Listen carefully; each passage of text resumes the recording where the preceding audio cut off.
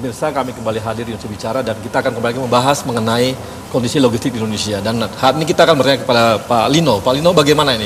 Dengan tadi dikatakan bahwa memang benar bahwa biaya besar dibikin di transportasi di Kalibaru dan sebagainya, sekitar untuk pelabuhan sampai 40 sekian triliun. Tapi dikhawatirkan fokusnya ada di sana, nanti ujungnya kembali lagi kepada pelabuhan darat. Ini sebenarnya konsep dari Pelindo II sendiri mengenai pembangunan pelabuhan Indonesia bagaimana, Pak?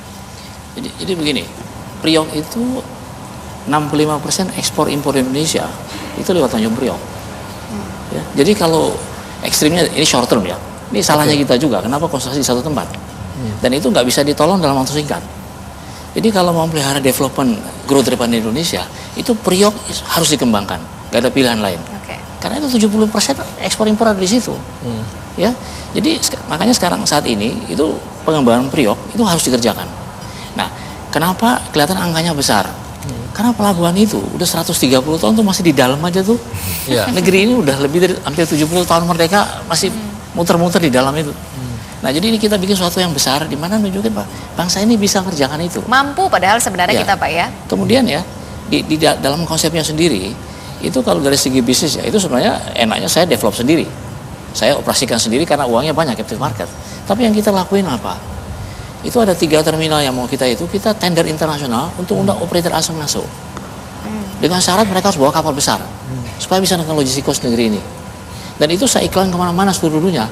Orang tanya ke saya, Pak Lino kok ngapain iklan? Operator kan nggak tahu. Saya bilang iklan itu supaya apa? Calon investor di luar negeri itu lihat bahwa nanti di tahun 2015, 2016 ada 3 terminal besar dioperasikan oleh international container operator. Sudah ada angin segar mungkin Pak? Itu nanti di majalah ekonomi, majalah di seluruh dunia. Sehingga itu promosi untuk Indonesia, bukan untuk cari investor untuk investasi pelabuhan. Jadi itu ya, konsep itu harus betul integrated. Saya boleh nyaut sedikit? Boleh. Bisa Pak. Pak Bambang kayaknya nggak sabar tadi.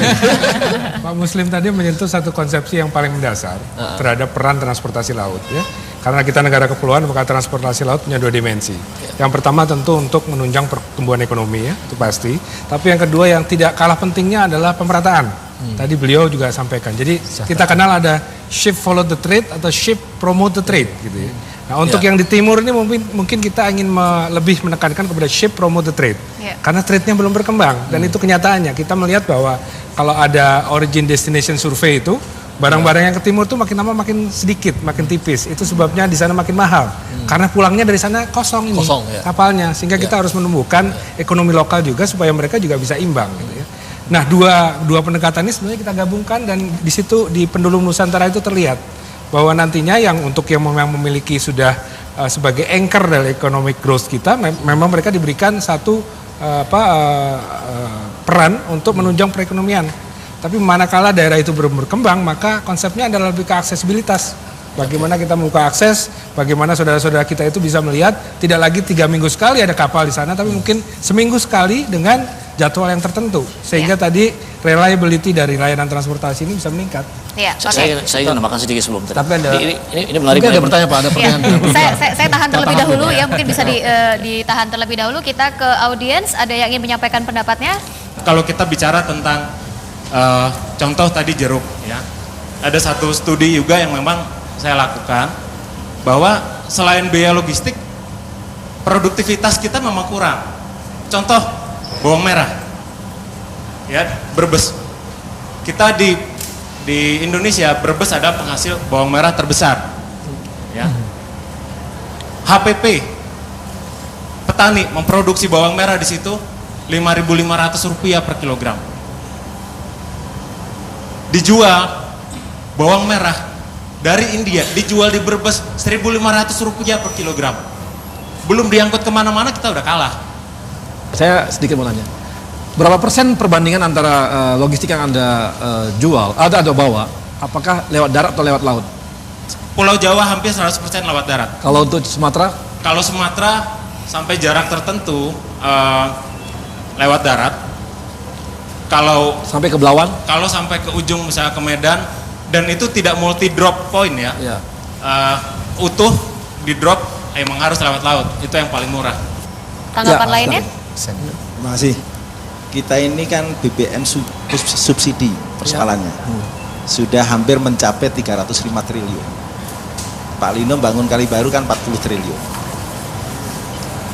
Ke depan itu nggak tahu menurut Bapak semuanya. Kalau pandangan saya bahwa presidennya siapapun nggak akan tahan untuk memikul subsidi ini. Dan subsidi ini lebih banyak dinikmati unsur darat. Oleh karena itu daya tarik angkutan truk masih lebih menarik daripada angkutan laut karena salah satunya adalah subsidi BBM ini. Pertanyaan kedua adalah persoalan economic of scale sama imbalance transportasi. Kita sampai kapanpun memang akan mahal transportasi yang diangkut oleh kapal besar berjarak jauh dengan angkutan dari pulau ke pulau. Daerah yang berkembang di Kalimantan itu daerah sungai, ya. Mau ditingkatkan economic of scale-nya bermasalah karena kedalaman sungai ini secara naturalnya sulit diperdalam lagi dan alurnya juga sulit untuk berlebar. Hanya sebatas tertentu. Kami pernah melakukan di Banjarmasin yang dulu 3 meter, draftnya hanya bisa ditingkatkan sampai 5 meter. Itu pun menimbulkan dampak ekonomi yang luar biasa di daerah Banjarmasin. Kemudian persoalan imbalance. Imbalance itu adalah industri banyakkan di Jakarta dan sekitarnya, Jawa Barat dan sekitarnya, Jawa Timur dan sekitarnya. Sementara penduduk-penduduk yang di pulau-pulau itu membutuhkan suatu barang. Barang ini diangkut. Seperti ke Kalimantan diangkut dengan peti kemas. Baliknya kosong. Terpaksa ongkos yang diperhitungkan oleh perusahaan pelayaran itu pada saat balik kosong itu harus dipikul oleh pembelinya. Masuk. Ya, baik. Mungkin ditahan terlebih dahulu, Bapak-bapak, sebelum menanggapi ya, karena kita terpaksa harus jeda break terlebih dahulu dan kita masih akan kembali hadir lagi pemirsa. Kita masih punya satu segmen terakhir untuk Anda di Indonesia Bicara. Sesaat lagi.